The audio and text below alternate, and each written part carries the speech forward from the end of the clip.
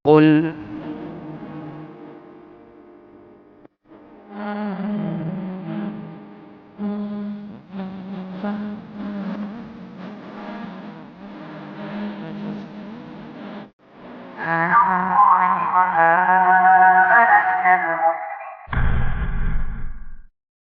Bismillahirrahmanirrahim. Assalamualaikum warahmatullahi wabarakatuh. Alhamdulillahirabbil alamin. Hamdan katsiran thayyiban barakan fikum yuhibbu rabbuna wa yarda. Wa asyhadu an la ilaha illallah wahdahu la syarikalah wa asyhadu anna Muhammadan abduhu wa rasuluh. Allahumma shalli ala nabiyyina Muhammad wa ala alihi wa man tabi'ahum bi ihsan ila yaumiddin. Allahumma inna nas'aluka ilman nafi'a wa rizqan thayyiba wa amalan mutaqabbala. Allahumma inna na'udzubika min zawali ni'matik wa tahawuli afiyatik wa fujaati nikmatik wa jami'i sakhatik. Puji syukur kita panjatkan pada Allah. Salawat dan salam semoga tercurah pada junjungan kita Nabi sallallahu Muhammad sallallahu alaihi wasallam. Di kesempatan pagi hari ini kita bersyukur pada Allah kita dapat melanjutkan lagi kajian kita dari hadis-hadis yang dikumpulkan oleh Imam Yahya bin Syaraf An-Nawawi dari hadis Al-Arba'in An-Nawawiyah. Kali ini kita akan bahas kelanjutan dari hadis nomor 11 yaitu nomor 12 tentang meninggalkan yang tidak bermanfaat.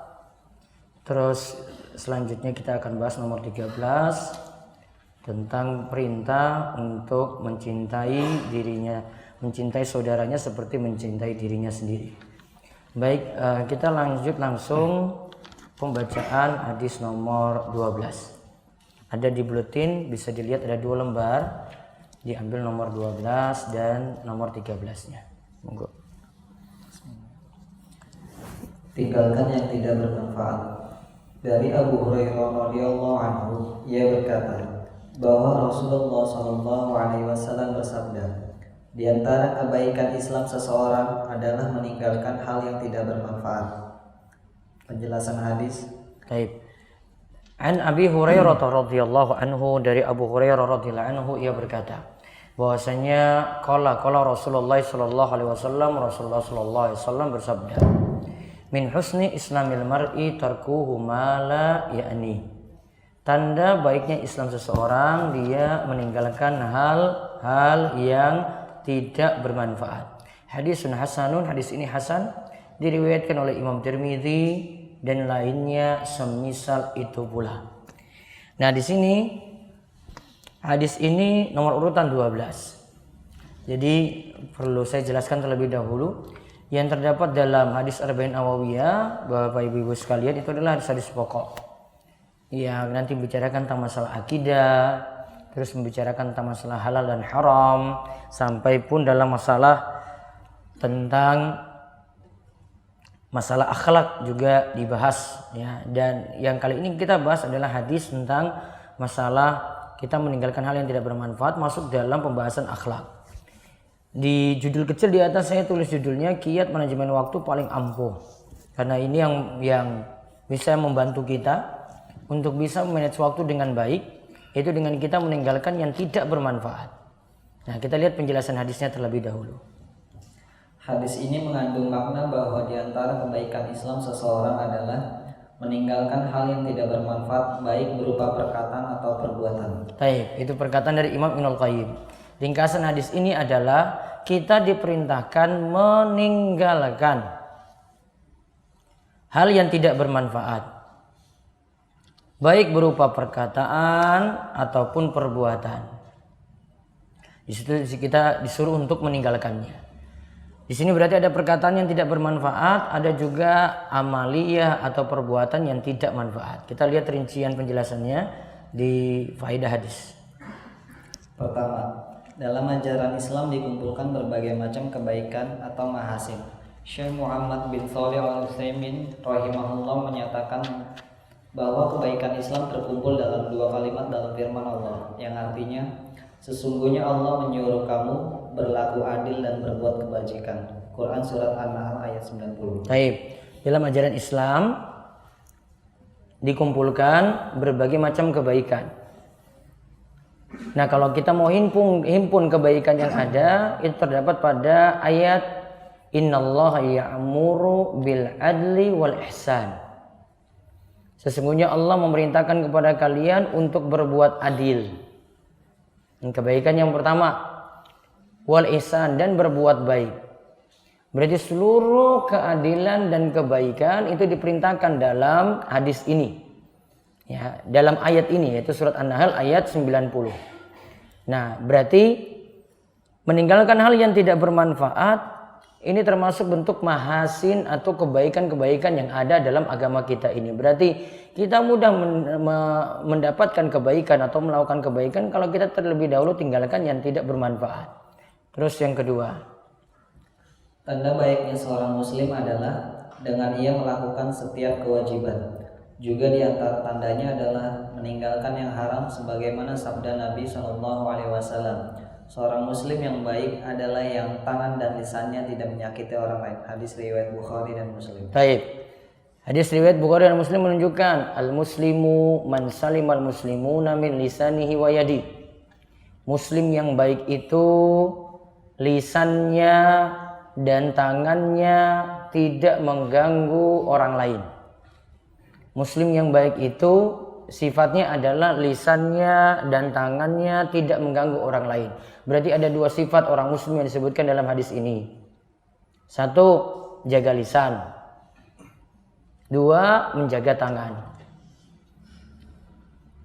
Menjaga tangan ini sifatnya umum, termasuk perbuatan-perbuatan yang tidak mengganggu orang lain. Ada di situ sampai pun non muslim kita tidak ganggu. Kalau tidak ada salah ya tidak diganggu.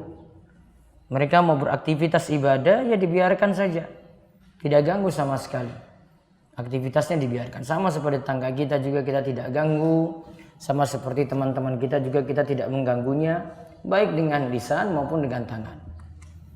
Maka bentuk-bentuk perbuatan yang nanti merugikan orang lain. Buat telinga orang lain itu bising. Buat mereka itu jadi tidak tenang. Buat aktivitasnya itu jadi terganggu. Maka dilarang berdasarkan keumuman hadis ini.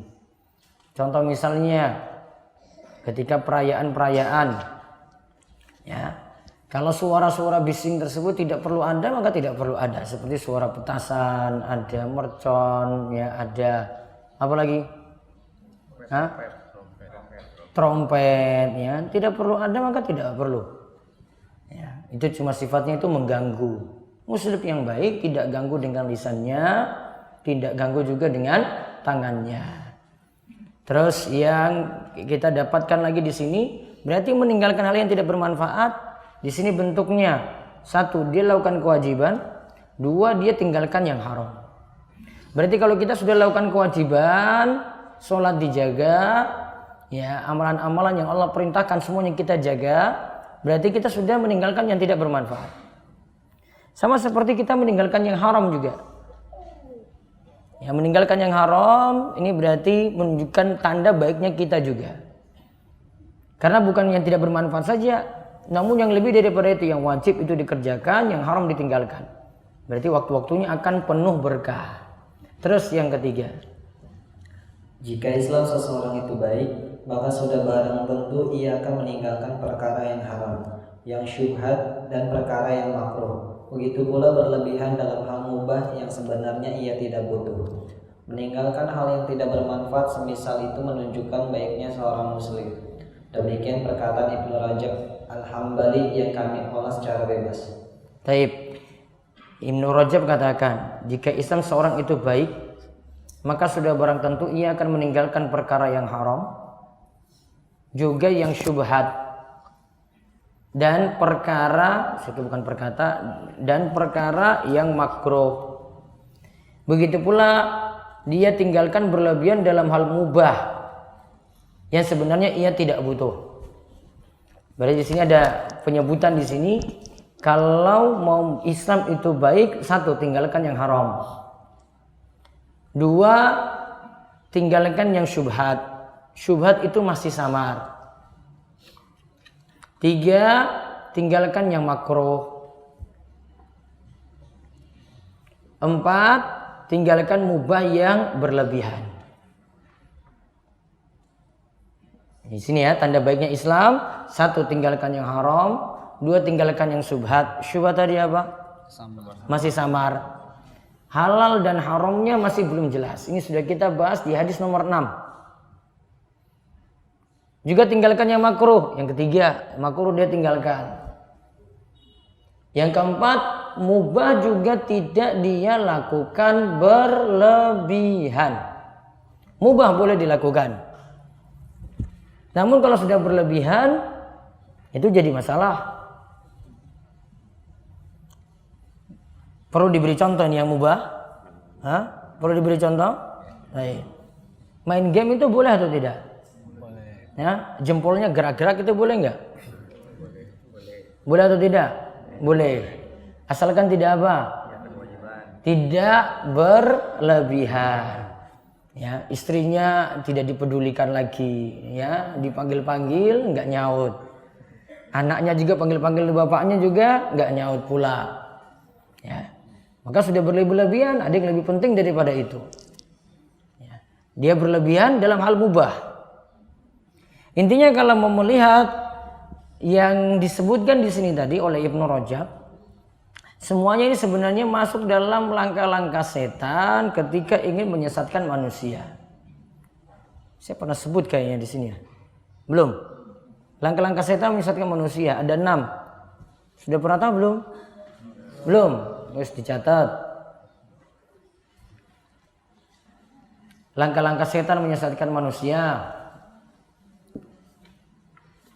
ada 6 ya. Disebutkan oleh Ibnu Qayyim dalam kitabnya Bada'iul Fawaid.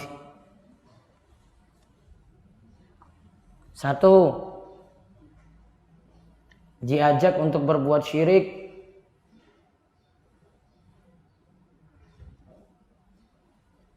1. Diajak untuk berbuat syirik.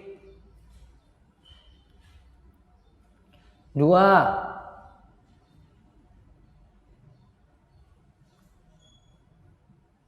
Diajak untuk melakukan amalan yang tidak ada tuntunan.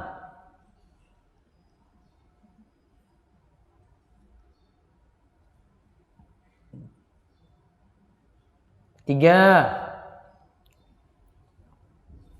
Diajak pada dosa besar. Diajak pada dosa besar. 4. Diajak pada dosa kecil.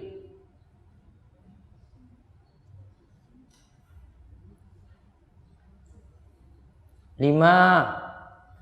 Diajak pada mubah yang berlebihan.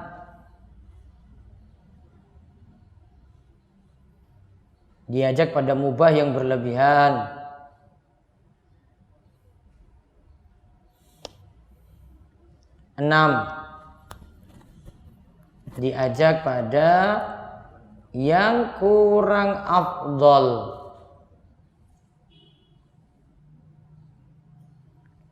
Diajak pada yang kurang afdol. Padahal masih ada yang lebih afdol. Diulang. 1. Diajak syirik. 2. Diajak pada amalan yang tidak ada tuntunan. 3. Diajak pada dosa besar atau al-kabair. 4. Diajak pada dosa kecil atau as-saghair. 5.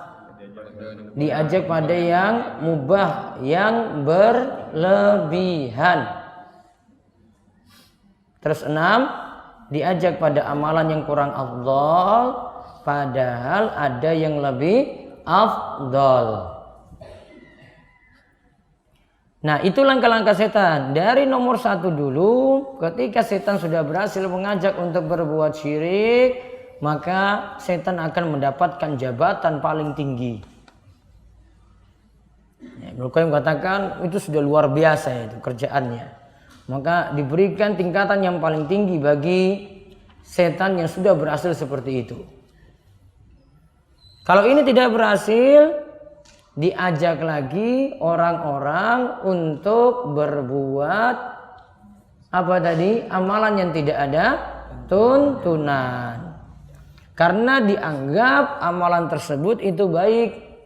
Padahal Nabi SAW tidak ajarkan, tidak ada dalilnya. Dia lakukan terus. Keterusan dalam amalan yang tidak ada tuntunan. Jadi masalah untuk dirinya.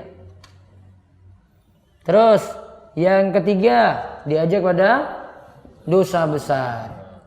Lebih diincar lagi, dosa besar ini dilancarkan pada orang-orang soleh. Dilancarkan pada orang-orang soleh. Kenapa orang soleh yang diincar? Karena kalau orang soleh berbuat dosa besar, maka yang lainnya nanti akan ikut-ikutan juga melakukannya. Karena dia jadi contoh.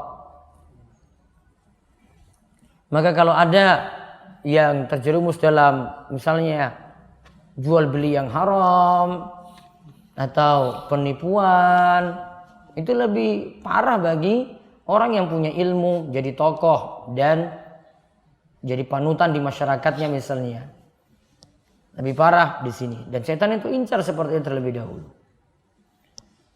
Nah, itu kalau tidak berhasil, maka setan akan lancarkan supaya orang itu melakukan as-shagha'ir, dosa-dosa kecil. Diincar dulu dosa-dosa kecil. Namun ingat, dosa kecil ini nanti bisa dianggap jadi besar karena 3 sebab. Dosa kecil ini bisa dianggap jadi dosa besar atau dianggap besar karena 3 sebab. 1, karena menganggap remeh. 1, karena menganggap remeh.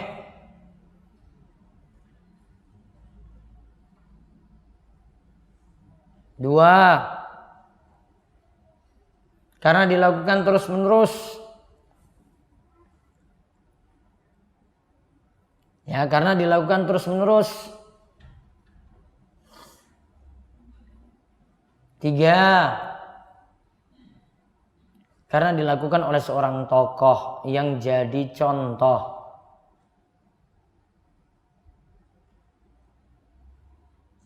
1, karena apa?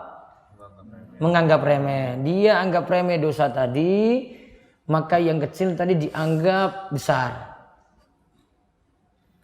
Maka sebagaimana kata para ulama, tidak ada dosa kecil jika orang yang melakukannya menganggap remeh, akhirnya jadi besar. Dan tidak ada dosa besar kalau orang yang melakukannya itu malah bertobat pada Allah. Terus yang kedua karena apa?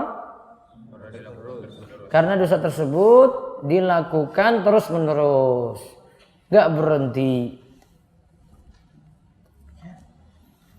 Hisap sebatang rokok, dosa kecil apa dosa besar?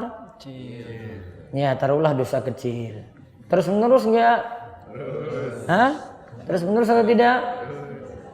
Atau 1 minggu 1 batang? Hah? Terus menerus. Ya, berarti masuk apa? Dosa besar. Nah, antum yang jawab sendiri loh itu. Ya, yang ketiga apa? Dosa kecil jadi besar karena dilakukan oleh seorang tokoh yang jadi contoh. Ketika itu dicontohi yang lain, dia tuh lakukan, dia itu seorang tokoh walaupun itu sederhana dosanya. Orang-orang tahu itu jadi legal. Maka jadi masalah. Maka cara untuk selamatnya tidak 3 hal tadi tidak dilakukan dan tidak melakukan dosa kecil maupun dosa besar sama sekali. Terus yang kelima apa?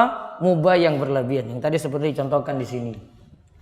Yang keenam, diajak pada perkara yang kurang afdal, padahal masih ada yang lebih afdal. Berarti dalam amalan itu ada tingkatan-tingkatannya. Ada yang tingkatannya itu atas, ada yang tingkatannya itu bawah. Ada yang pahalanya lebih besar, ada yang pahalanya itu lebih di bawahnya. Maka kita harus ada kiat-kiat untuk beramal, memanage amalan itu dengan baik. Contoh misalnya, dalam masalah amalan, Menuntut ilmu itu lebih afdal daripada ibadah sunnah. Ingat kaidah ini baik-baik. Menuntut ilmu itu lebih afdal daripada ibadah sunnah. Misalnya kita sulit kompromikan. Kalau bisa digabungkan ya, kalau bisa dikerjakan dua-duanya, dikerjakan dua-duanya. Kita sulit di sini untuk gabungkan. Maka tetap perkara nuntut ilmu lebih afdal daripada perkara sunnah. Ngaji tolabul ilmi lebih afdal daripada ibadah sunnah, sholat malam, sholat tahajud, sholat duha. Kenapa demikian? Rasul SAW yang katakan sendiri bahwasanya cahaya untuk orang yang berilmu itu lebih besar seperti bulan purnama cahayanya. Sedangkan bagi orang yang rajin ibadah, cahayanya cuma seperti bintang-bintang. Berarti lebih bersinar orang yang berilmu. Maka kalau mau timbang-timbang untuk kita itu bisa beramal dengan baik, ya menuntut ilmu itu lebih afdal. Karena amalan kita jadi benar nantinya. Dari ilmu ini mengantarkan kita untuk beramal. Maka menuntut ilmu lebih afdal. Maka setan itu kadang rayunya, setan itu pintar rayunya. Setan itu ajak ke amalan yang kurang afdal dulu. Sudah, kamu gak usah ngaji saja. Sudah perbanyak sholat aja, gak usah sempat untuk ngaji. Nanti malah kamu susah. Ibadahmu itu kurang. Kamu sholat malamnya kurang, kamu cuma mikir thalabul ilmi terus. Oh, dirayu kayak gitu, disuruh milih sholat. Maka setan itu ngajak untuk yang baik sebenarnya. Iya kan? Ini ngajak untuk yang baik. Namun yang baik ini masih kalah dengan amalan baik yang lainnya yang itu lebih afdal. Maka pernah dikatakan oleh Imam Ibnul Qayyim ketika jelaskan 6 hal tadi, beliau itu katakan setan itu cerdas, dia itu antar kita bisa jadi pada 70 pintu kebaikan. Dibukakan bagi kita 70 pintu kebaikan. Setan yang ngajak itu. Namun di balik 70 pintu itu masih ada 70 pintu kebaikan yang lebih afdal. Itu kita tinggalkan. Kita milih 70 pintu kebaikan yang biasa-biasa saja. Karena nggak ada prioritas. Maka harus lihat mana yang jadi prioritas dalam kita itu beramal. Ada yang pahalanya lebih tinggi, lebih kita prioritaskan daripada yang biasa-biasa saja. Ya. Ada yang pahalanya lebih tinggi. Contoh misalnya, ada sholat. Ya, sholat ada yang mesti kita pertimbangkan karena dia sholat ini lebih dispesifikkan niatnya dibandingkan dengan sholatnya itu umum. Contoh misalnya, kalau sunnah wudhu, Nabi SAW itu mengatakan siapa yang berwudhu fa ahsanal wudhu'a. Kemudian dia memperbagus wudunya, kemudian dia melaksanakan fayusolli rakaatain, dia melaksanakan sholat 2 rakaat. Di situ dia konsen melaksanakannya, maka dia akan masuk surga. Disebutkan di sini setelah wudu, kemudian melakukan sholat sunnah 2 rakaat. Niatnya nggak spesifik. Ya, ini niatnya nggak spesifik. Niat spesifik kayak gimana? Nabi SAW itu mengatakan raka'atal fajri khairum minad dunya wa ma fiha. 2 rakaat qobliyah subuh, 2 rakaat sholat sunnah fajar itu lebih baik daripada dunia dan seisinya. Berarti niatnya disuruh spesifik. Niatnya di situ disuruh ya lebih rinci. Maka kalau mau timbang-timbang pahalanya, kita misalnya punya kesempatan masuk masjid, itu cuma bisa 2 rakaat saja. Karena sebentar lagi iqomah. Maka mana coba yang dipilih? Antara sholat sunnah wudhu ataukah sholat sunnah qobliyah tadi? Sholat sunnah qobliyah. Atau kita lebih memilih dengan cara juga bisa memasukkan niatan sholat sunnah wudhu ke dalam sholat sunnah qobliyah tadi. Karena sholat sunnah wudhu tidak dituntut niat spesifik. Yang penting lakukan sholat 2 rakaat setelah wudhu. Berarti langsung kita masuk masjid, lakukan sholat rawatib, maka sholat sunnah wudhu sudah masuk di dalam itu. Baik, sekarang kita lihat faedah yang keempat. Kata Ibnu Rajab rahimahullah, mayoritas perkara yang tidak bermanfaat muncul dari lisan, yaitu lisan yang tidak dijaga dan sibuk dengan perkataan sia-sia. Tentang keutamaan menjaga lisan ini diterangkan dalam ayat berikut yang menjelaskan adanya pengawasan malaikat terhadap perbuatan yang dilakukan oleh lisan ini. Allah Ta'ala berfirman yang artinya, dan sesungguhnya kami telah menciptakan manusia dan mengetahui apa yang dibisikkan oleh hatinya, dan kami lebih dekat kepadanya daripada urat lehernya, yaitu ketika dua orang malaikat mencatat amal perbuatannya, seorang duduk di sebelah kanan dan yang lain duduk di sebelah kiri. Tiada suatu ucapan pun yang diucapkannya melainkan ada di dekatnya malaikat pengawas yang selalu hadir. Quran Surat Qaf ayat 16-18. Terus Ibnu Abbas mengatakan, yang dicatat adalah setiap perkataan yang baik atau buruk, sampai pula perkataan aku makan, aku minum, aku pergi, aku datang, sampai aku melihat, semuanya dicatat. Ketika hari Kamis, perkataan dan amalan tersebut akan dihadapkan kepada Allah. Dalam hadis Al-Husain bin Ali disebutkan bahwa Nabi SAW bersabda, di antara tanda kebaikan Islam seseorang adalah mengurangi berbicara dalam hal yang tidak bermanfaat. Baik, kita lihat dulu yang keempat. Kata Ibnu Rajab, mayoritas perkara yang tidak bermanfaat itu ada karena omongan, karena lisan, karena pembicaraan. Ini disebabkan karena lisan tidak dijaga atau sibuk dengan perkataan sia-sia yang tidak manfaat. Nah, di sini tentang keutamaan kita menjaga lisan, lihat di surat Qaf ayat 16-18. Walaqad khalaqanal insana, dan kami telah menciptakan manusia. Wa na'lamu ma tuwaswisu bihi nafsu, dan kami tahu apa yang dibisikkan oleh hatinya. Wa nahnu aqrabu ilaihi min hablil warid, dan kami lebih dekat kepadanya daripada urat lehernya. Kami ini bisa jadi Allah, kami di sini juga bisa jadi malaikat. Namun wallahu alam yang lebih tepat di sini adalah kita katakan malaikat, malaikat pencatat. Terus idz yatalaqqal mutalaqqiyani 'anil yamini wa 'anil shimali qa'id, yaitu ketika dua malaikat mencatat amal perbuatannya, seorang duduk di sebelah kanan dan yang lain duduk di sebelah kiri. Ma yalfidhu min qaulin illa ladaihi raqibun atid. Dan tidaklah apa yang diucapkan, berarti ucapan apapun, melainkan dicatat oleh malaikat raqib dan atid, yaitu malaikat pengawas yang selalu hadir. Lihat terjemahannya ya, malaikat pengawas yang selalu hadir. Maka sebagian ulama memahami raqib atid itu bukan nama malaikat, namun sifat malaikat. Makanya diterjemahkan situ bukan malaikat raqib atid, namun langsung dengan sifat malaikat pengawas yang selalu hadir. Apakah raqib atid itu nama malaikat? Pendapat yang tepat itu bukan nama malaikat, namun cuma menunjukkan sifat malaikat.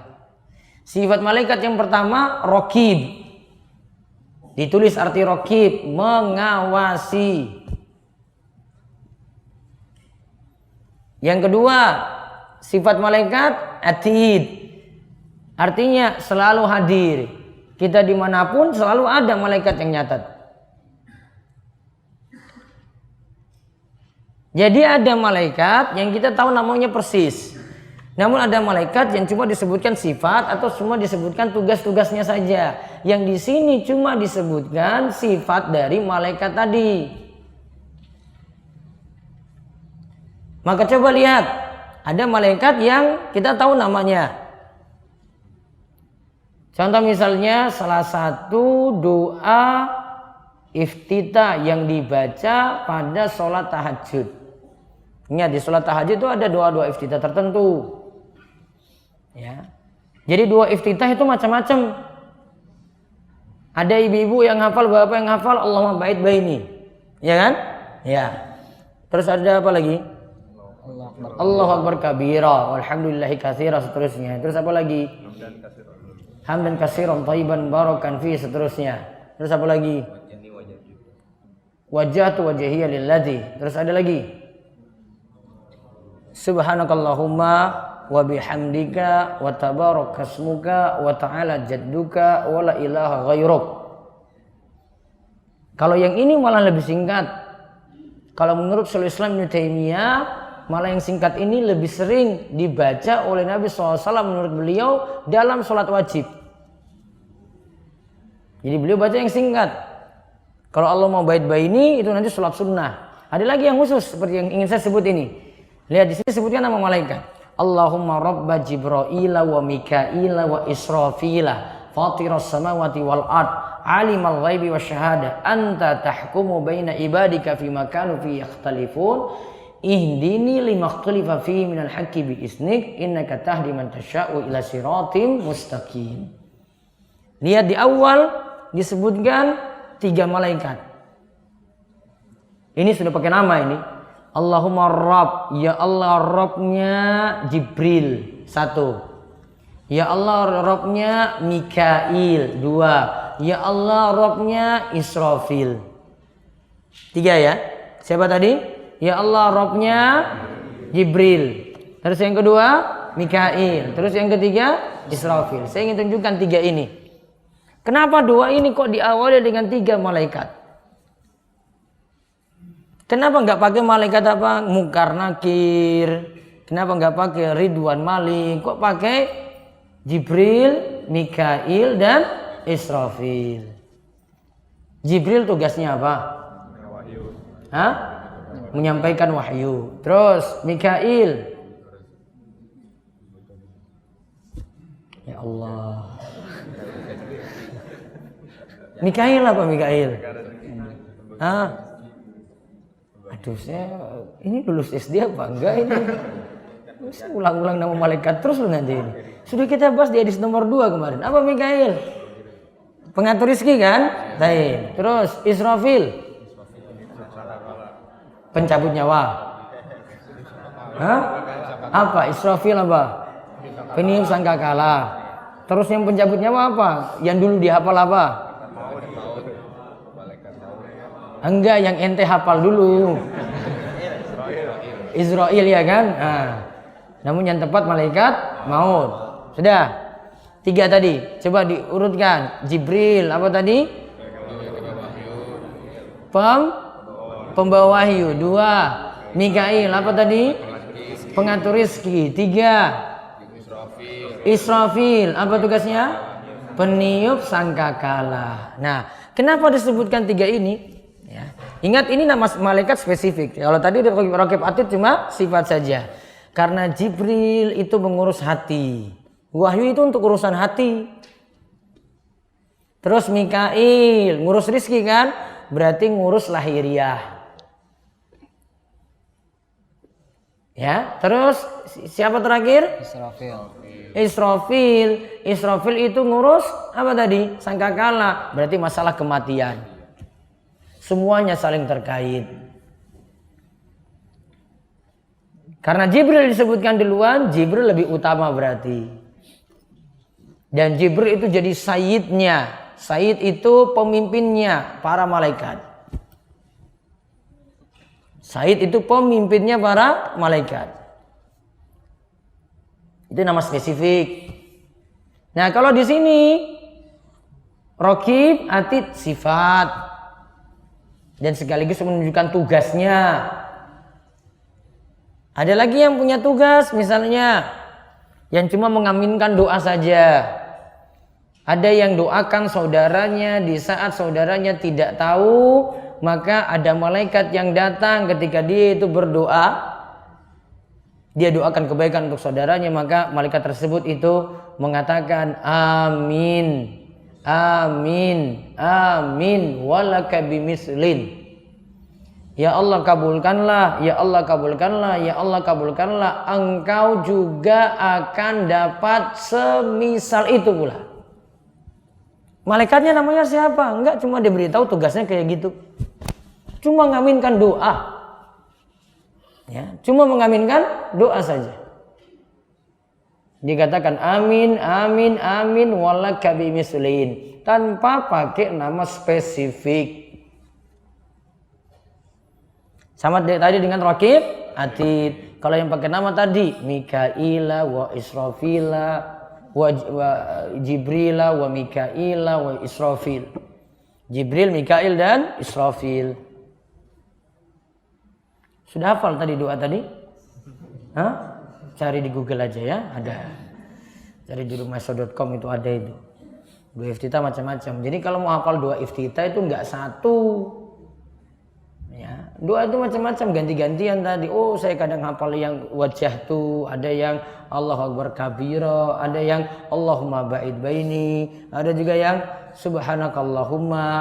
Ada itu juga tadi, itu untuk khusus sholat malam. Allahumma rabba Jibril wa Mikail. Di kalimat terakhir itu bagus doa ini. Allahumma hdini lima ikhtalifa fi minal haqqi bi iznik innaka tahdi man tasya'u ila siratal mustaqim. Ya Allah, tunjukkanlah aku ke jalan yang lurus. Di mana di luar sana itu banyak orang itu berselisih. Tunjukkanlah aku pada kebenaran. Dan tunjukkanlah aku dengan izin-Mu supaya terus memegang kebenaran. Jadi itu untuk meminta supaya Allah kasih kebenaran terus kepada kita. Itu dibaca dalam doa iftitah. Terus lihat perkataan Ibnu Abbas. Kalau kita bahas tentang hal yang tidak bermanfaat, di sini kata Ibnu Abbas, malaikat tadi itu mencatat semua perkataan, yang baik atau yang buruk, sampai pun yang sifatnya netral, tidak dihukumi baik juga tidak dihukumi buruk juga, biasa. Contoh, malaikat tetap mencatat, saya mau pergi, saya mau makan, saya mau minum, saya mau tidur, tetap dicatat oleh malaikat. Semuanya dicatat dan itu semuanya akan dihadapkan ke hadapan Allah setiap hari apa?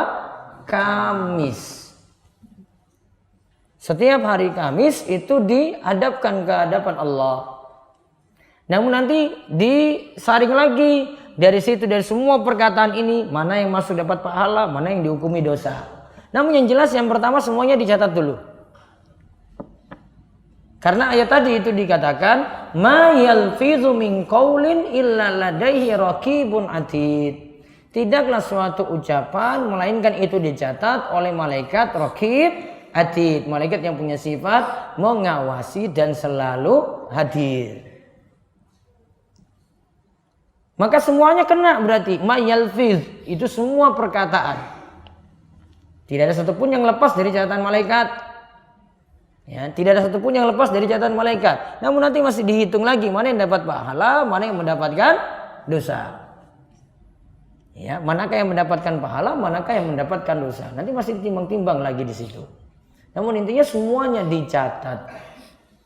Berarti di sini disebutkan hari Kamis amalan diangkat di hadapan Allah. Maka itulah jadi alasan kenapa dianjurkan puasa Senin dan Kamis. Karena hari Kamisnya tersebut amalan-amalan kita dihadapkan kepada Allah. Terus di bawahnya lagi ada perkataan dari Al-Husain bin Ali, cucu Nabi SAW. Ada Hasan, ada Husain. Di hadis nomor 11 kemarin kita bahas tentang Hasan bin Ali bin Abi Thalib.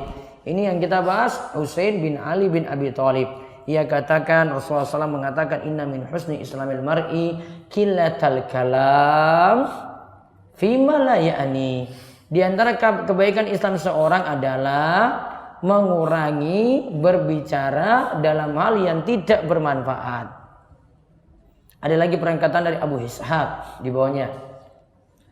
Beliau berkata, sesungguhnya Allah mencintai 3 hal dan membenci 3 hal.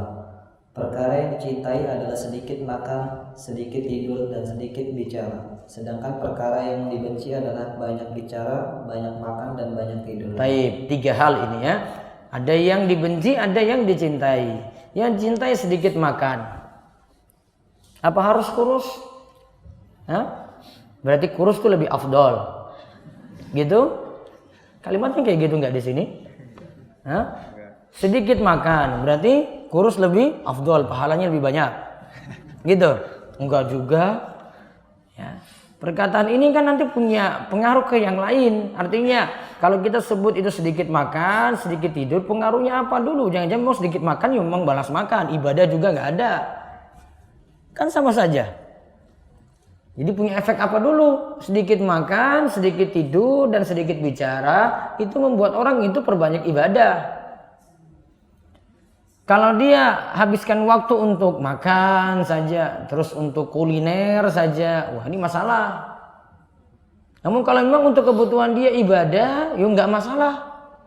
Dia tidur secukupnya untuk bisa bangun malam, boleh. Bahkan tidurnya dinilai pahala. Juga dia bicaranya seperlunya dia. Kalau dia butuh bicara banyak, ya butuh bicara banyak seperlunya dia. Maka tergantung. Namun di sini yang dianjurkan sedikit makan, sedikit tidur, dan sedikit bicara, dicintai. Yang dibenci apa? Banyak makan, banyak tidur, dan banyak bicara. Itulah yang tadi yang dimaksudkan mubah berlebihan. Mubah berlebihan itu apa? Banyak makan, banyak apa tadi? Banyak tidur, banyak bicara. Ya. Itu diperbanyak, ini memperbanyak yang mubah namanya. Maka tidak boleh. Mubah cuma sekadarnya, secukupnya yang kita butuhkan. Maka makan itu secukupnya yang kita butuhkan. Begitu juga untuk berbicara, begitu juga untuk istirahat atau tidur tadi. Terus Umar bin Abdul Aziz berkata, siapa yang menghitung-hitung perkataannya dibanding amalnya, tentu ia akan sedikit bicara, kecuali dalam hal yang bermanfaat. Nah, terus kalimatnya dipertegas oleh Ibnu Rajab di bawah. Berkata, benarlah kata beliau, kebanyakan manusia tidak menghitung perkataannya dari amalannya.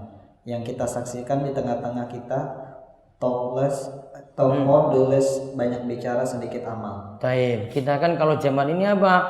Banyak ngomong, banyak komen, sedikit amalan. Komen itu nggak pakai lihat-lihat status dulu di atas gitu, langsung komen saja. Cuma ditipu dengan judul, dia sudah panas duluan di bawah. Wah ini apa-apaan ini? Dia nggak bawa saja di bawah, padahal cuma permainan judul saja supaya orang tertarik baca. Ya. Kita banyak ngomong, banyak bicara, amalannya sedikit, aksinya sedikit. Kerjaannya sedikit, amalannya sedikit, banyak bicara. Maka Umar bin Abdul Aziz katakan, hitung-hitung itu kata-kata kita. Katakan cuma yang manfaat saja. Tidak ada manfaat, mendingan diam. Nah, terus faedah nomor 5. Ibnu Rajab rahimahullah berkata, jika seseorang meninggalkan sesuatu yang tidak bermanfaat, kemudian menyibukkan diri dengan hal yang bermanfaat, maka tanda baik Islamnya telah sempurna. Nah, diberi catatan itu Islamnya telah sempurna. Dia tinggalkan semua yang tidak bermanfaat, cuma lakukan yang bermanfaat saja. Maka timbang-timbang kalau mau beramal, ini manfaat nggak untuk saya? Saya pergi ke sini punya manfaat apa?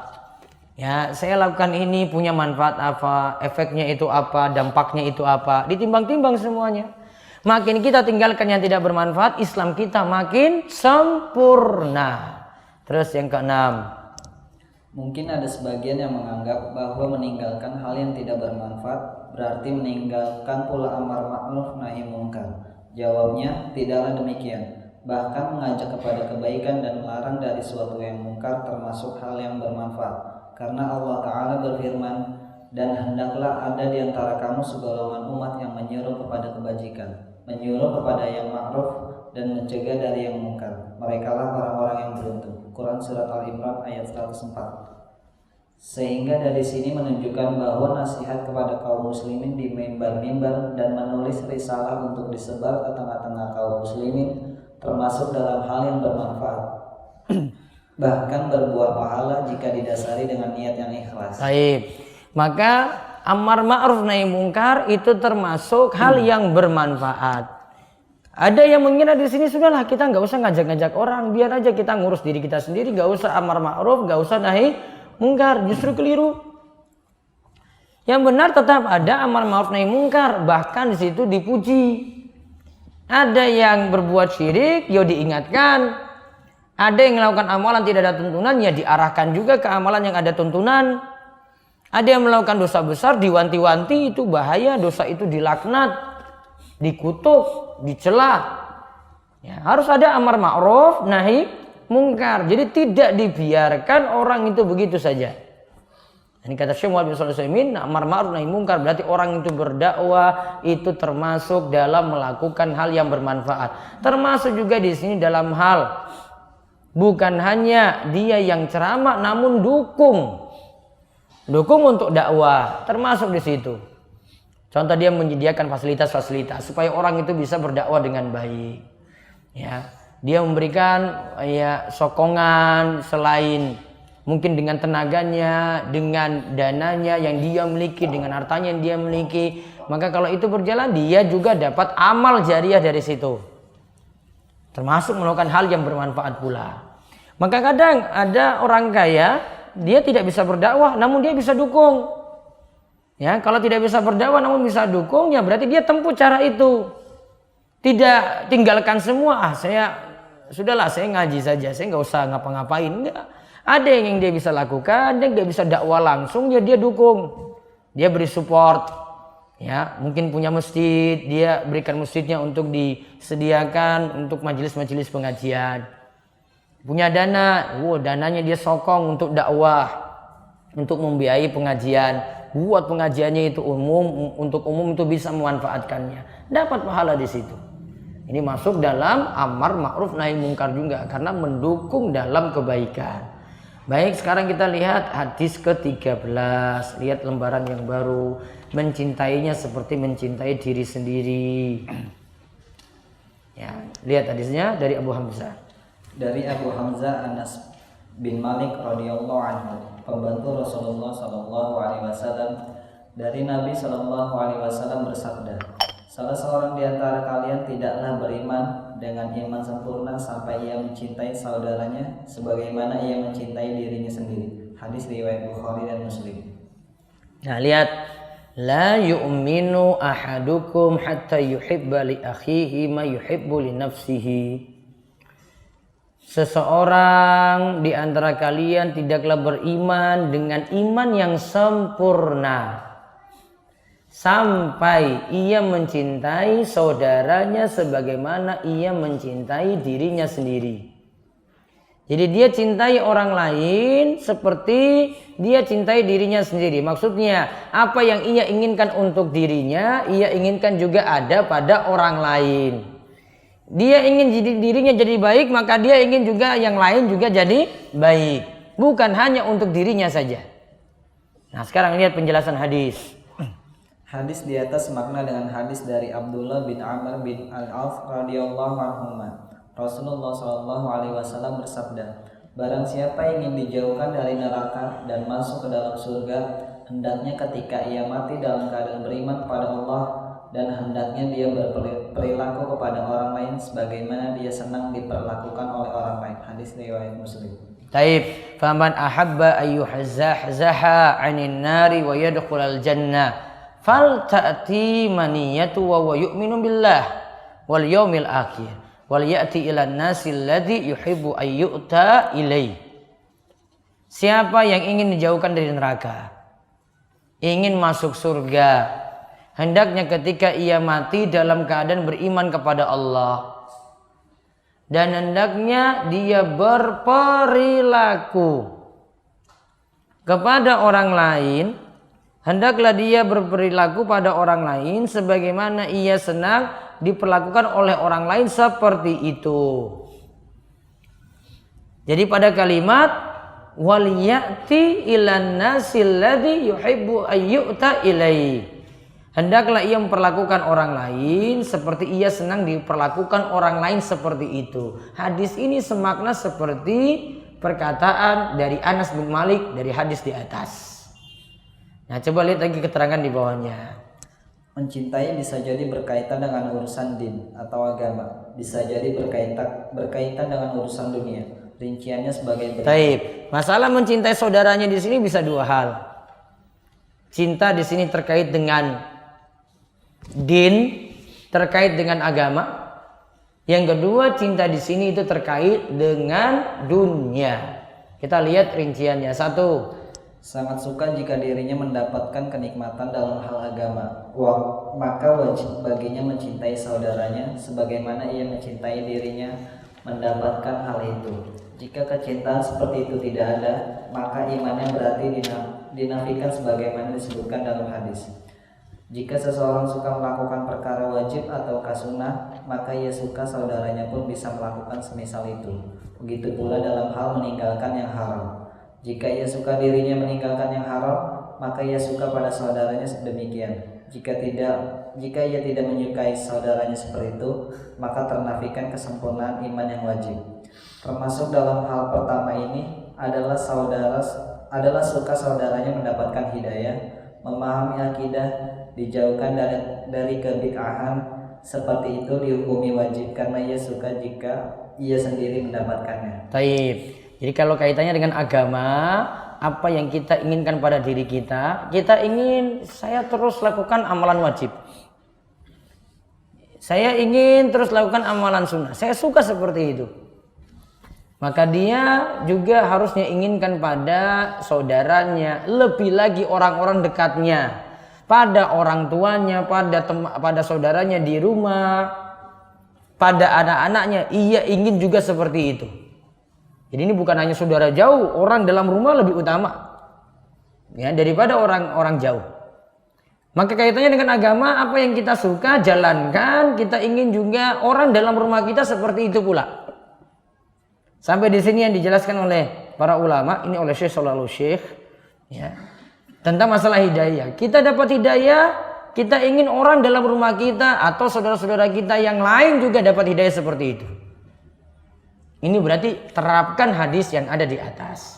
Terus yang kedua, sangat suka jika dirinya memperoleh dunia, maka ia suka saudaranya mendapatkan hal itu pula. Namun untuk kecintaan kedua ini dihukumi sunnah. Misalnya, suka jika saudaranya diberi keluasan rezeki sebagaimana ia pun suka dirinya demikian, maka dihukumi sunnah. Begitu juga suka saudaranya mendapatkan harta, kedudukan, dan kenikmatan dunia lainnya. Hal seperti ini dihukumi sunnah. Taib.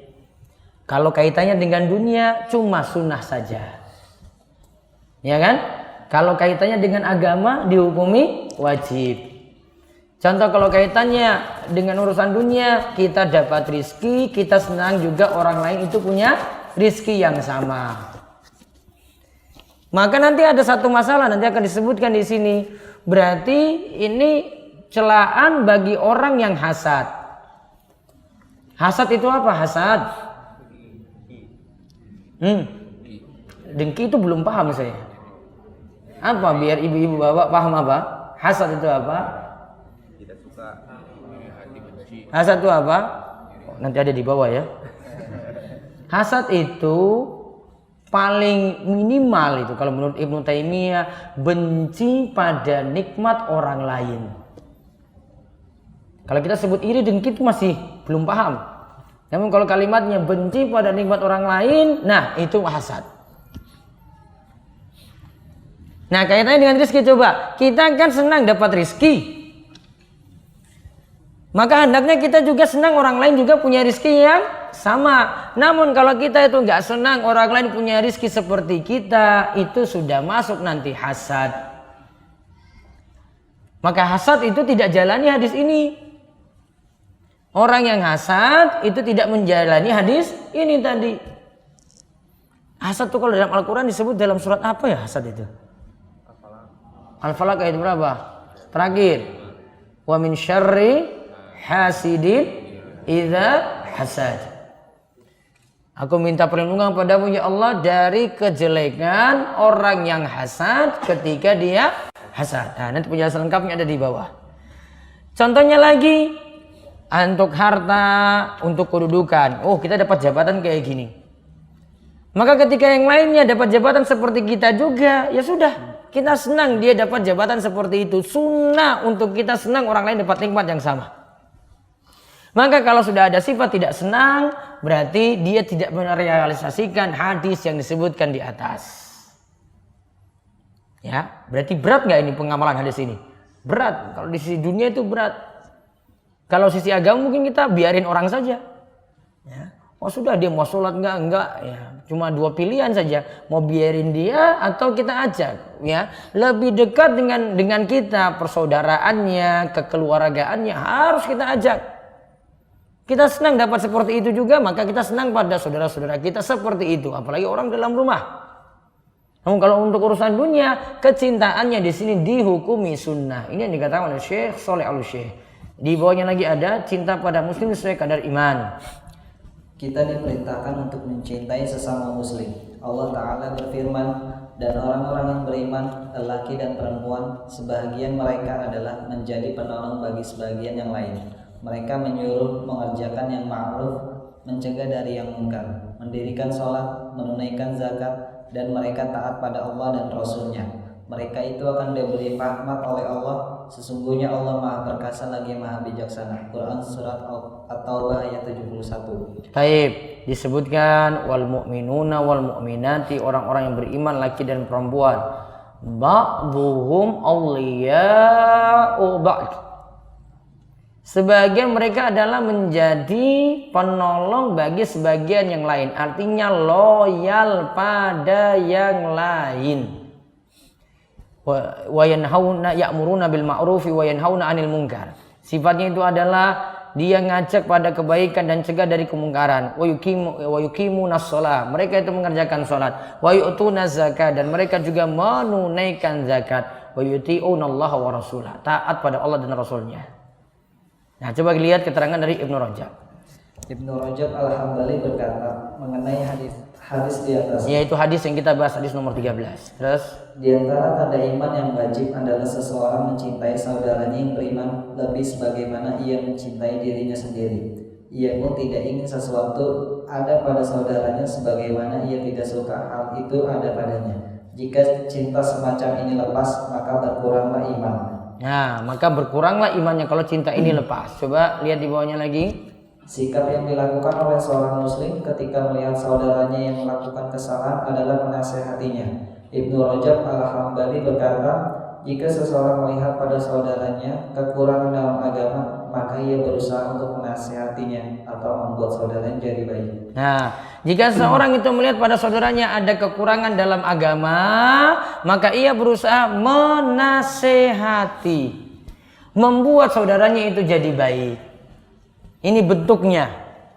Berarti tidak dibiarkan saudara kita itu terus maksiat, namun dinasihati. Ini tanda kita realisasikan hadis di atas. Terus di bawahnya lagi. Adapun jika muslim tersebut pelaku dosa besar, suka seperti pemakan riba atau rentenir, dan suka menggibah atau menggunjing, maka orang tersebut dicintai sekedarnya dengan ketaatan yang ada padanya dan dibenci karena maksiat yang ia terus lakukan.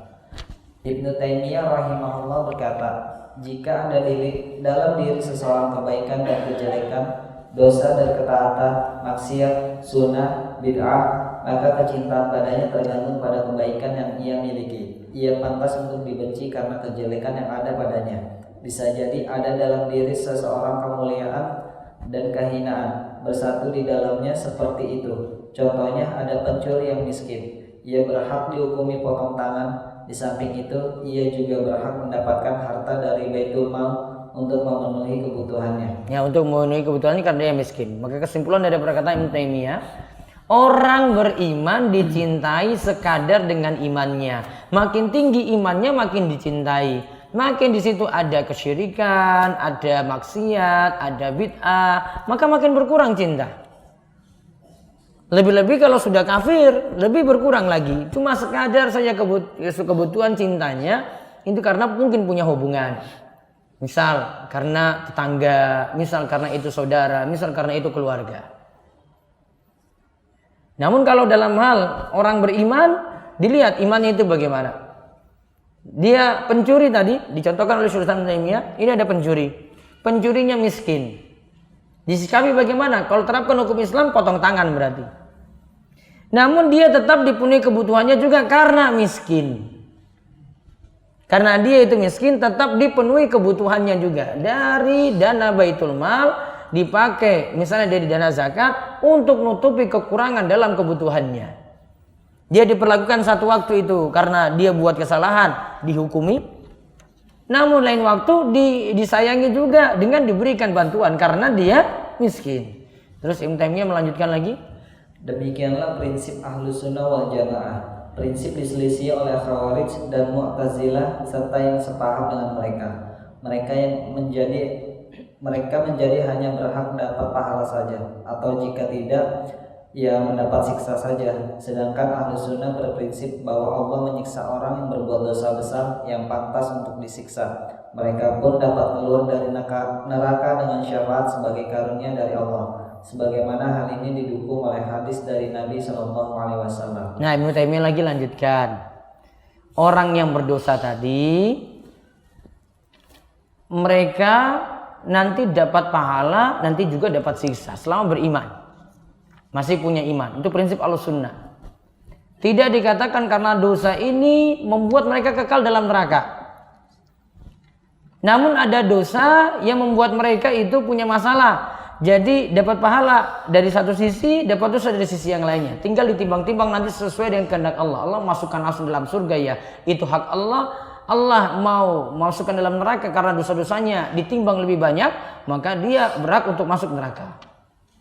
Jadi Ahlussunnah wal Jamaah punya prinsip Allah menyiksa orang yang berbuat dosa besar yang pantas untuk disiksa, namun tidak kekal dalam neraka. Sedangkan kalau Mu'tazilah dan Khawarij pelaku dosa besar kekal dalam neraka. Maka kecintaan kita kepada orang beriman tergantung kadar imannya. Sekarang lihat faedah hadis. Pertama, yang dimaksud dalam hadis adalah tidak sempurnanya iman. Ya, yang tidak sempurnanya iman, bukan imannya hilang secara total. Jadi dikatakan tadi la yu'minu, ya tidaklah beriman. Maksudnya sempurnanya iman, imannya tidak sempurna. Dia hasad pada saudaranya itu bukan berarti dia kafir. Imannya nggak ada sama sekali, bukan. Imannya berkurang. Berarti sifat iman itu ada. Iman itu bisa bertambah, ada sifat iman juga bisa berkurang. Terus yang kedua, wajib menjadi saudara kita sebagaimana mencintai saudara sendiri. Di sini dikatakan wajib karena ada kalimat penafian umum. Itu wajib mencintai saudara kita sebagaimana mencintai saudara sendiri. Di sini dikatakan wajib karena ada kalimat penafian umum. Terus yang ketiga, wajib meninggalkan hasad karena orang yang hasad pada saudaranya berarti tidak mencintai saudaranya seperti yang ia cintai pada dirinya sendiri. Bahkan orang yang hasad itu berangan-angan nikmat orang lain itu hilang. Nah, pengertian hasad berarti yang kalimat yang terakhir, berangan-angan ingin nikmat orang lain itu hilang. Lihat temannya punya HP baru, wah mudah-mudahan nanti dia lupa itu HP-nya di masjid. Ketinggal, saya nggak mau beritahu padanya. Cuma angan-angan saja. Ini nggak punya angan-angan, HP-nya pindah tangan ke dia, nggak. Cuma ingin saja nikmat tersebut hilang. Itu sudah disebut hasad. Ada lagi pengertiannya di bawah. Sedangkan pengertian hasad menurut Syekhul Islam Ibnu Taimiyah yaitu hasad adalah membenci dan tidak suka terhadap keadaan baik yang ada pada orang yang dihasad. Nah, al-hasadu huwal bughdu wal karaha. Hasad itu benci dan tidak suka. Lima yarahu min husni halil mahsud. Tidak suka terhadap keadaan baik yang ada pada orang yang dihasad. Jadi ada ketidaksukaan saja, benci saja sudah termasuk hasad. Walaupun tidak menginginkan nikmat tersebut hilang, cuma sekedar benci, nggak suka. Kenapa demikian? Kok sampai ini jadi tercela? Karena kita sudah tidak menghargai pembagian Allah. Allah itu membagi sesuatu dengan adil. Pemberian pada si A itu sudah diberi adil, pemberian pada si B ya sudah itu juga adil dari Allah. Terus sekarang kita bahas tingkatan hasad. Ini yang terakhir. 1. Berkeinginan nikmat yang ada pada orang lain hilang meski tidak berpindah padanya. Orang yang hasad lebih punya keinginan besar nikmat orang lain itu hilang, bukan bermaksud nikmat tersebut berpindah padanya. Jadi maksud besarnya cuma ingin nikmat tersebut hilang, nggak mesti pindah. Itu tingkatan nomor 1. Ini yang paling parah. Ya, ini yang paling parah. Lihat tingkatan nomor 2. Berkeinginan nikmat yang ada pada orang lain itu hilang, lalu berkeinginan nikmat tersebut berpindah padanya. Misalnya, ada wanita cantik yang sudah menjadi istri orang lain. Ia punya hasad seandainya suaminya mati atau ia ditalak, lalu ingin menikahinya. Atau bisa jadi pula ada yang punya kekuasaan atau pemerintahan yang besar. Ia sangat berharap seandainya raja atau penguasa tersebut mati saja, biar kekuasaan tersebut berpindah padanya. Tingkatan hasad kedua ini sama haramnya, namun lebih ringan dari yang pertama. Baik. Kenapa yang pertama lebih parah? Karena yang pertama itu diam-diam namun menghanyutkan di situ. Kalau ini ya juga sama juga, diam-diam juga. Namun sudah punya keinginan kayak gitu. Coba pindah ini ya dia ya. Istrinya itu mantan saya dulu. Nah, misalnya. Coba andai saja itu cerai. Oh, biar saya bisa dapat ini mantan saya lagi. Dan seperti ini mungkin atau tidak? Kayak begini? Mungkin saja. Kapan kasus kayak begini terjadi ya? Nah, kapan kira-kira terjadi? Reuni, betul sekali itu. Nah, dan saya baru hadapi kasus itu kemarin. Saya tanya ini, Pak, kenapa ini cerai, Pak? Istri saya selingkuh. Dulu itu karena ketemu lagi teman lamanya, mantannya dulu pas reunian. Berarti reunian ini bawa musibah besar ini. Kalau ada kayak gitu ya sudah. Ya, tobat sampai selingkuh itu. Cerai gara-gara itu. Nah, di sini bisa jadi ada hasad yang tingkatan kedua, namun tingkatan pertama lebih parah daripada tingkatan yang kedua. Ingin nikmat tadi pindah. Ya, ingin nikmat tadi pindah. Kalau yang pertama itu enggak. Pokoknya dia punya niatan jelek, saya mudah-mudahan hilang aja lah. Ketemu lagi kayak gitu lagi, perang itu muncul terus. Terus tingkatan yang ketiga sekarang.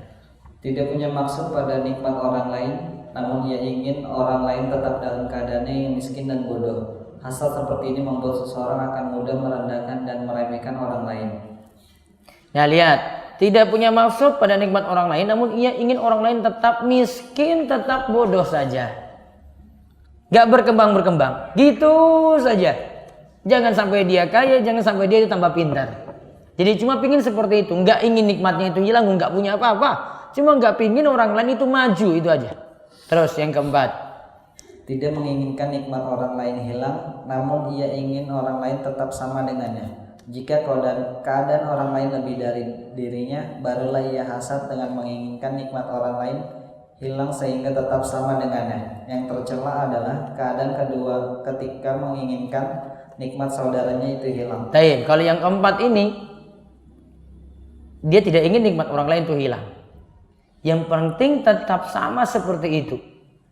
Namun jika lebih, dia ingin yang lebih tadi itu hilang. Ya, berarti kalau masih sama sudah biasa. Namun kalau temannya ini lebih dari dia, nah itu baru timbul hasad. Nah, berarti yang kelirunya ini ketika keadaan yang kedua. Terus yang kelima, menginginkan sama dengan orang lain tanpa menginginkan nikmat orang lain hilang. Inilah yang disebut dengan ghibthah, sebagaimana terdapat dalam hadis berikut. Nah, ghibthah itu pengertiannya berlomba-lomba dalam kebaikan. Nggak ingin nikmat orang lain hilang, namun kita ingin mengunggulinya cuma dalam kebaikan. Nikmat yang itu tetap ada. Cuma ingin ungguli saja karena dia berbuat baik. Oh, dia sedekahnya banyak. Oh, saya harus gimana pekerjaan saya itu bagus biar sedekah saya bisa banyak lagi. Dia rajin ke masjid, lebih awal datang ke masjid. Ah, gimana saya bisa seperti itu? Itu namanya ghibthah. Ya, kita lihat tentang ghibthah ini dari Abdullah bin Mas'ud. Dari Abdullah bin Mas'ud radhiyallahu anhu, ia berkata bahwa Rasulullah sallallahu alaihi wasallam bersabda, tidak boleh hasad atau ghibthah kecuali pada dua orang, yaitu orang yang Allah anugerahkan padanya harta lalu ia infakkan pada jalan kebaikan, dan orang yang Allah beri karunia ilmu Al-Quran dan As-Sunnah ia menunaikan dan mengajarkannya. Hadis riwayat Bukhari dan Muslim. Inilah maksud berlomba-lomba dalam kebaikan. yang artinya dan untuk yang demikian itu hendaknya orang berlomba-lomba. Quran surat Al-Mutaffifin ayat 26. Taib. Ini berarti maksudnya berlomba-lomba. Contoh tadi disebutkan dalam hadis Qibtah, berlomba dalam harta, yaitu maksudnya yang satu rajin sedekah, dia pingin untuk rajin juga sedekah, ingin lebih juga daripada itu. Yang satu punya ilmu, maka dia ingin juga punya ilmu supaya lebih mengungguli yang lainnya lagi yang punya ilmu. Berarti mengungguli dalam kebaikan. Disebut apa tadi?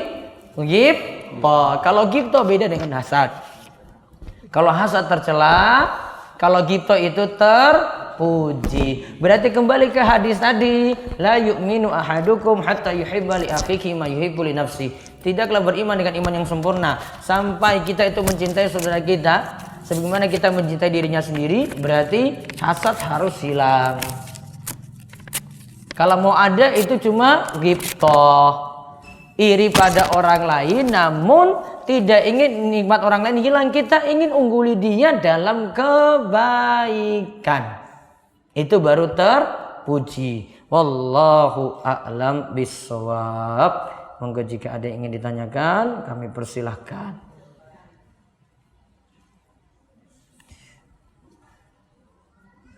Berikutnya nanti di Oktober nggak ada, jadwal berikutnya 10 November insya Allah. Nanti tempatnya di Masjid As-Sakinah sini. Ya, tidak lagi di Masjid Nurul Hidayah.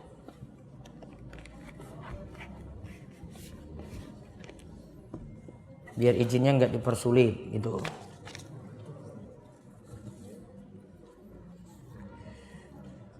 Berkaitan dengan hadis ke-13 Arba'in An-Nawawiyah, bagaimana sikap ukhuwah yang harus dilakukan? Karena ada sebagian orang kalau kita membenci sifat buruk pada seorang dianggap sudah tidak cinta.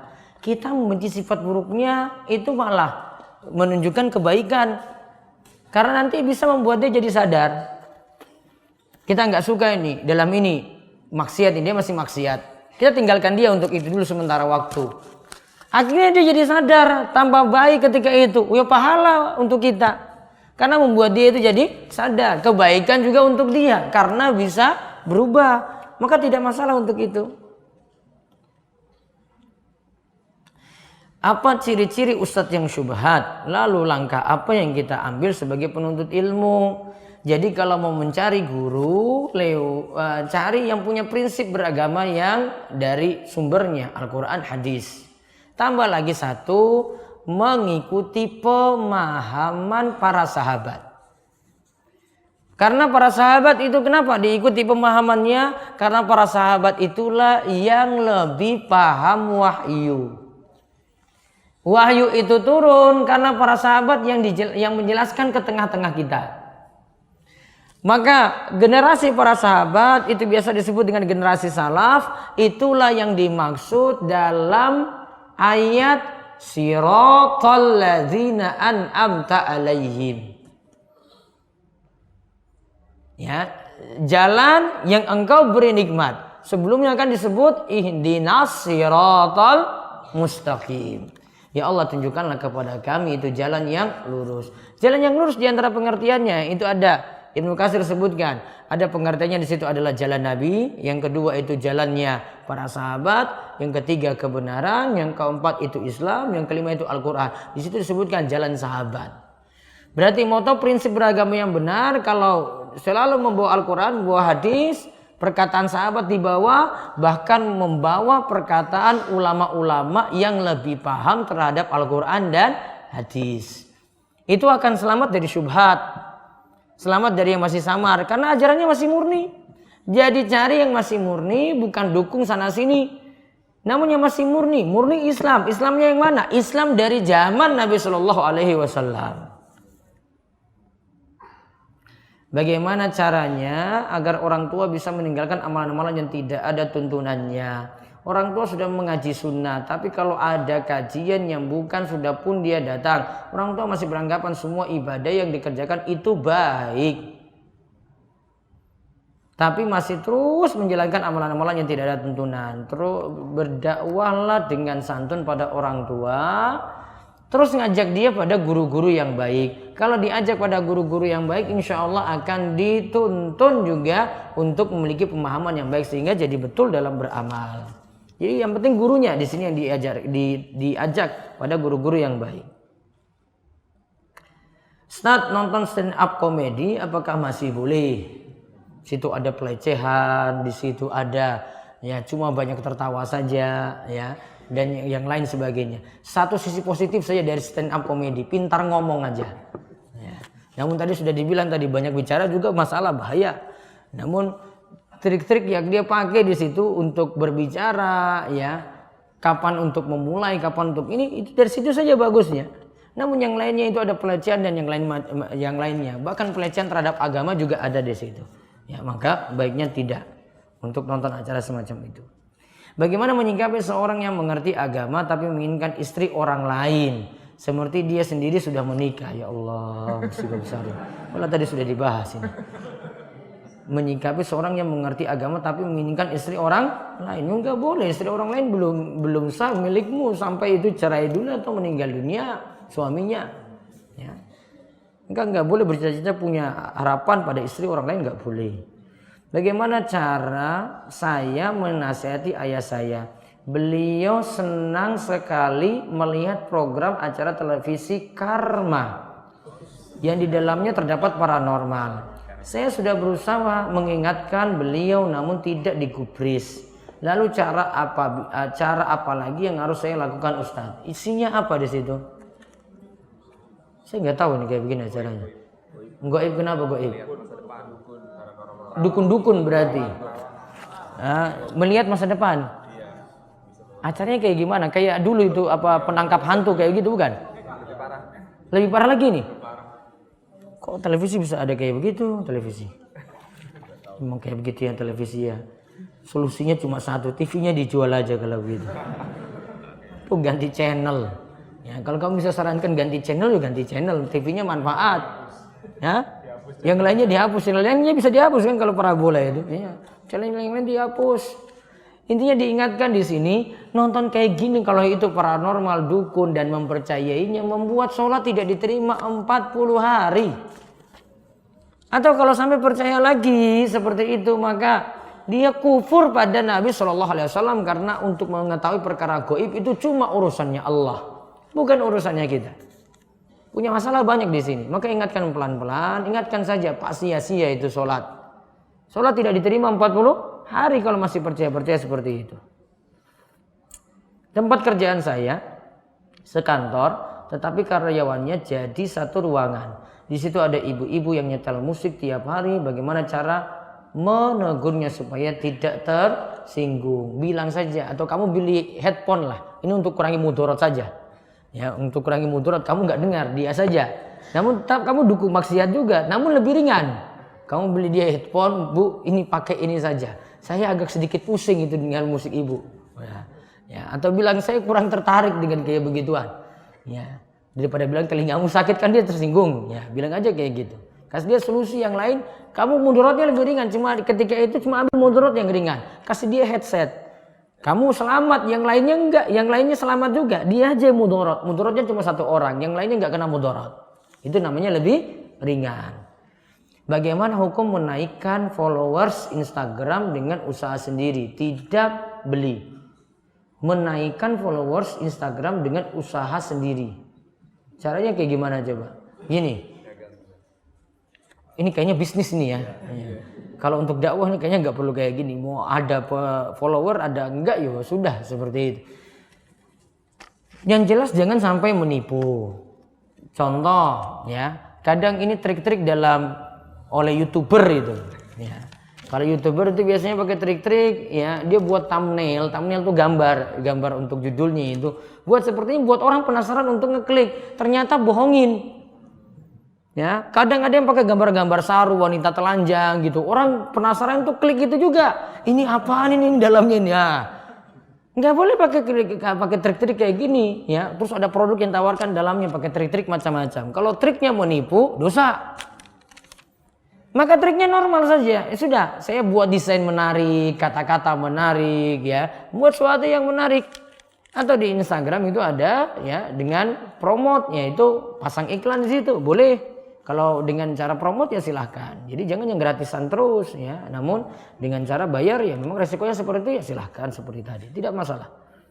Ada teman yang luar biasa royalnya untuk mendukung aksi sosial dan upaya dakwah, tapi dia sendiri malas atau tidak mau pergi ke majelis taklim. Anggapannya sudah dapat pahala jariah dengan sumbangannya itu. Apakah ini betul termasuk golongan muslim yang smart, cerdas seperti anggapannya itu? Tidak. Jangan mikir orang lain terus, dirinya sendiri juga harus dipikirkan. Ya, artinya dirinya dia buat jadi baik, orang lain juga dia buat jadi baik, dapat dua manfaat. Seperti yang Nabi SAW itu sebutkan tentang keadaan hujan yang itu jatuh di tanah. Yang dimana tanah itu sifatnya ada 3 macam kata Nabi SAW. Ada yang pertama, tanahnya itu bisa menyerap air, dan tanahnya tanahnya itu untuk air hujan tadi dia bisa menampung, orang lain bisa mengambil manfaat. Kemudian ada tanah yang kedua, sifatnya cuma nampung saja, dia tidak ngambil manfaat. Cuma nampung saja, tidak ngambil manfaat. Kalau tadi yang pertama, manfaatnya untuk tanah tersebut, manfaatnya juga orang lain bisa manfaatkan. Kalau yang kedua, cuma bisa nampung saja. Yang ketiga, tidak bisa menampung, ya. Tanaman ini juga tidak bisa, tanah ini tidak bisa memberi manfaat untuk dirinya sendiri. Maka jadi orang yang pertama, manfaat untuk dirinya dan manfaat pada orang lain. Manfaat untuk dirinya sendiri dan manfaat juga pada orang lain. Yang kedua juga bagus, orang lain ambil manfaat, namun dirinya kurang. Tercelanya di situ.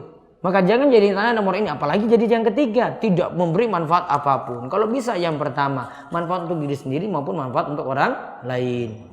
Bagaimana cara menghilangkan hasad? Hasad punya satu problem saja, kurang memahami takdir, tidak menerima takdir orang. Ya. Berarti kalau sudah memahami takdir dengan baik, ini sudah jadi hak si A, ini hak si B, maka dia nanti tentu tidak hasad. Namun kalau ini tidak dipahami, maka hasad akan selalu muncul terus, dan sifat kita seperti itu. Bagaimana jika kita mengingatkan atau mengajak teman-teman kita melalui cara share postingan jadwal kajian? Apakah itu sudah cukup? Antum share, antum juga ngaji. Jangan cuma kerjaannya nge-share aja. Ya. Antum ngaji, nge-share orang lagi, ngajak. Saya mau nge-share saja. Kayak tadi yang tanya yang pertama tadi. Kerjaannya cuma nge-share, saya kajian di Jakarta semuanya, ngajak teman. Temannya berangkat. Kok dia nggak nongol-nongol? Di kajian A enggak, kajian B enggak, kajian C enggak juga. Dia malah jalan-jalan. Ya. Nggak ada manfaat. Kecuali kamu nggak sanggup kalau hadir, ngajak orang akhirnya. Kalau mampu untuk hadir, ya hadir di situ. Ngajak orang lain lagi, nge-share info tadi. Maka jadi orang itu jangan cuma mikir orang lain, mikir diri sendiri dulu, terus mikir orang lain lagi tadi. Jadi sifat tanah yang pertama, tanah yang manfaat untuk dirinya sendiri, manfaat juga untuk orang lain. Bagaimana menghadapi suami bila diberitahu terus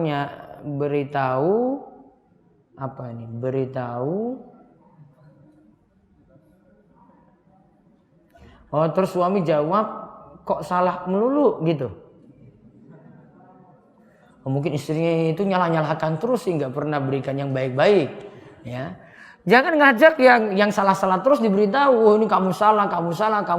Jadi halus salah nanti dia. Ya. Jangan salah-salah terus, ngajak dulu yang baik-baik. Mungkin positif dulu diajak. Ayo mas pergi ke masjid, pahalanya demikian. Jangan dimotivasi, jangan diajak kayak gini. Ya, jangan awal-awalnya, mas kamu nggak ke masjid, itu mau dibakar rumahmu oleh Nabi itu nantinya. Sudah takut duluan. Kadang memang mesti diimbangi, namun kadang kita masukkan dulu yang baik-baik. Ini pahalanya demikian. Sholat di masjid dibandingkan sholat di rumah. Ngaji pahalanya itu demikian, thalabul ilmi pahalanya demikian. Dimotivasi pahala-pahala dulu. Nah kalau dia sudah tertarik, baru ketika dia tinggalkan, diberikan ancaman-ancaman. Jadi dua-duanya seimbang, namun ada waktu. Diberitahu kapan itu diberikan motivasi, pahala, kadang diberitahu ancaman. Ada waktunya masing-masing.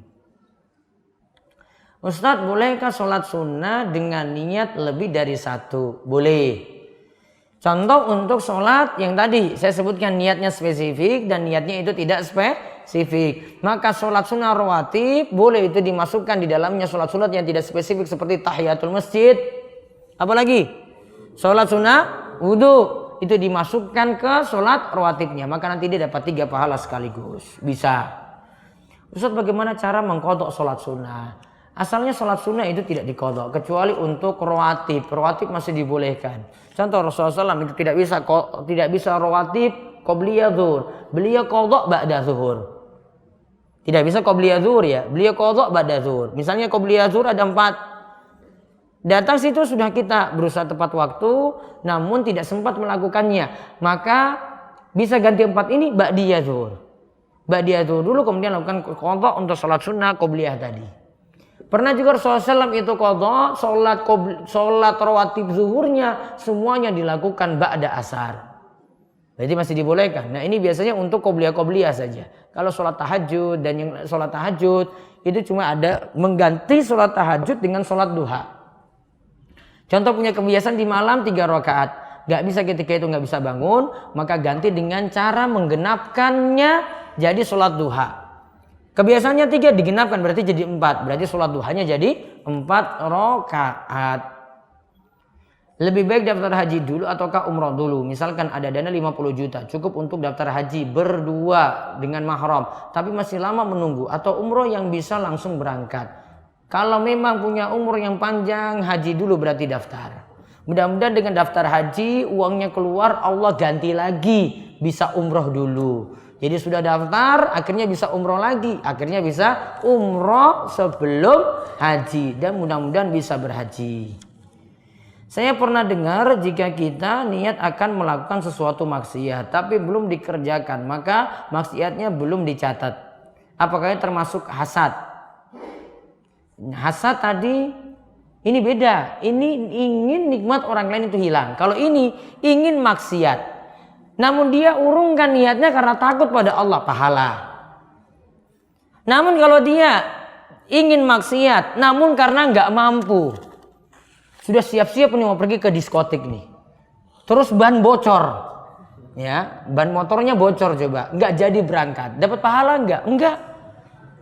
Dia masih bisa cari lagi. Sudahlah saya pesan Gojek sajalah pergi ke sana. Bisa kan? Bisa. Oh berarti bukan karena ini. Tetap kamu mau pergi.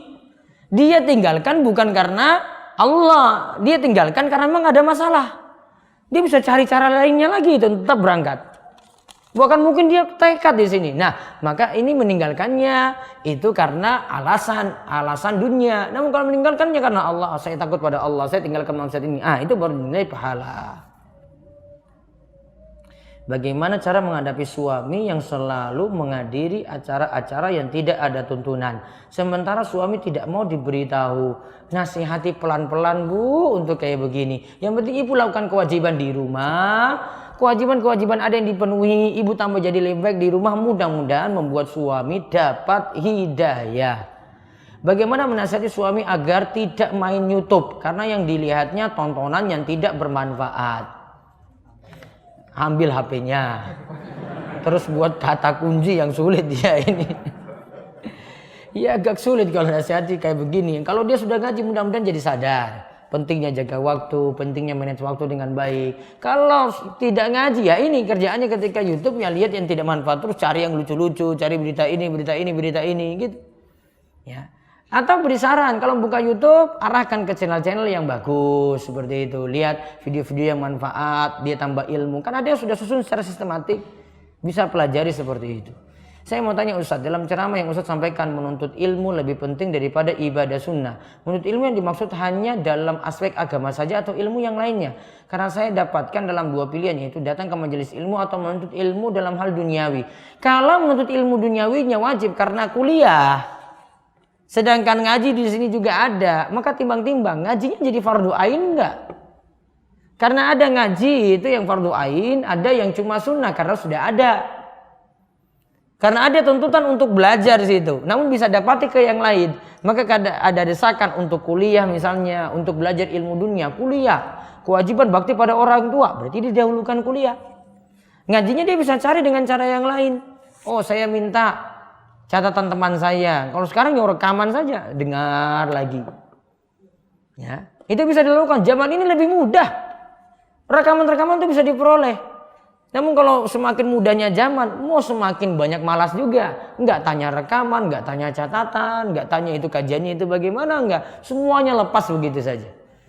Kalau di zaman saya dulu ngaji, rekaman itu penting sekali. Saya nggak hadir, dengar rekaman lagi. Buka lagi itu, ini sudah sampai catatan ini. Ketinggalan banyak, sudah dengar rekaman semuanya. Namun bisa diikuti, karena kondisi. Dia kuliah misalnya. Kalau dulu teman-teman saya yang rata-rata kedokteran itu nggak bisa ikuti kajian full karena tuntutan kuliah sampai sore. Kita yang bisa hadir rekam. Kemudian yang dokter-dokter ini nyatat itu dari rekaman. Ya, pelajarinya cuma bisa seperti itu. Maka ada yang bisa ditempuh ya ditempuh, nggak tinggalkan semuanya. Ada kaidah gini, kalau tidak bisa peroleh semuanya, jangan tinggalkan sebagian. Kalau tidak bisa peroleh semuanya, jangan tinggalkan sebagiannya. Jangan lepas semua. Ada sebagiannya bisa diperoleh yang sebagian tadi. Ustadz, saya habis kehilangan anak saya. Saya sudah merasa ikhlas. Tetapi ketika ada sesuatu yang mengingatkan anak saya sedih, saya mulai menyalahkan diri saya dan keadaan. Apakah hal tersebut bisa menjadi dosa besar? Bagaimana saya mengatasinya? Yang jelas terima dengan takdir Allah. Anggap semuanya itu adalah yang terbaik. Dan mudah-mudahan Allah ganti dengan yang lebih baik pula. Dan mudah-mudahan diberikan kesabaran dan diberikan pahala surga. Wallahu a'lam bishawab. Ini yang bisa kami sampaikan. Insyaallah ketemu lagi 10 November di hari Sabtu. Hari Minggu ini cuma ganti jadwal saja. Hari Sabtu nanti seperti biasa jadwalnya berpindah di Masjid As-Sakinah insyaallah. Demikian kita tutup dengan doa kafaratul majelis. Subhanakallahumma bihamdika asyhadu alla ilaha illa anta astaghfiruka wa atubu ilaik. Assalamualaikum warahmatullahi wabarakatuh.